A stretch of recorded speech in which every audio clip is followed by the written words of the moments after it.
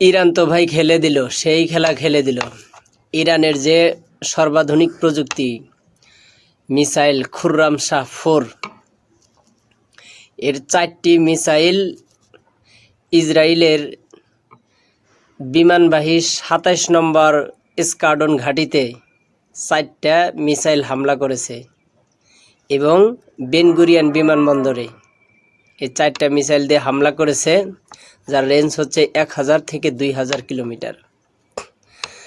সবচেয়ে মজার বিষয় হলো 4টা ক্ষেপণাস্ত্র হামলায় ইরানের যে সর্বাধুনিক আকাশ প্রতিরক্ষা ব্যবস্থা, ইসরায়েলের যে সর্বাধুনিক আকাশ প্রতিরক্ষা ব্যবস্থা থার্ড আয়রন ডোম, তার একটাও এই মিসাইল ফিরাতে পারেনি। 4টা মিসাইল মেরেছে, 4টাই প্রচুরভাবে প্রচণ্ড ধ্বংসযজ্ঞ চালিয়েছে। ইসরায়েলের যে সর্বাধুনিক আকাশ প্রতিরক্ষা ব্যবস্থা থার্ড আয়রন ডোম, তার একটাও এই মিসাইল ফিরাতে পারেনি। 4টা মিসাইল মেরেছে, 4টাই প্রচণ্ড ধ্বংসযজ্ঞ চালিয়েছে। তাহলে ইসরায়েল যদি এইভাবে